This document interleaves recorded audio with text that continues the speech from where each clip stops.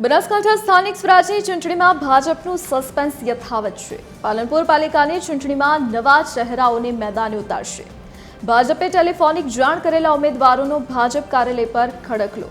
ભાજપ કાર્યાલય મોટા ભાગના નવા ચહેરાઓનો ખડકલો જોવા મળ્યો છે। સત્તાવાર યાદી વગર અનેક દિગ્ગજોના પત્તા કપાયાની સ્થિતિ સર્જાઈ છે। ઉમેદવારી ફોર્મ ભરવાના અંતિમ દિવસે જિલ્લાનો રાજકીય માહોલ ગરમાયો છે। પાલિકાની પૂર્વ બોડીમાંથી 5 લોકો રિપીટ થયા છે। રિપીટ થનારા લોકો પણ એક ટર્મ જ ચૂંટણી લડેલા ભાજપે નો રિપીટ થિયરીનું પાલનપુર પાલિકા ચૂંટણીમાં કડક પાલન કર્યું છે।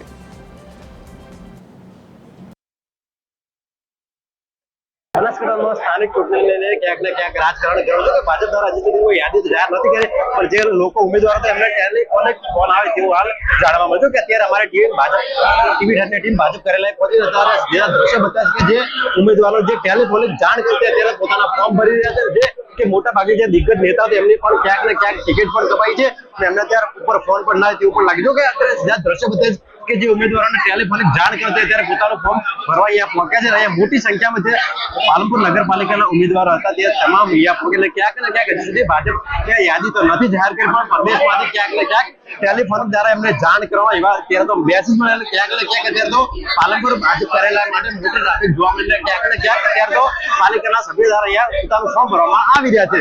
વિક્રમ ઠાકોર, ટીવી 13 બનાસકાંઠા।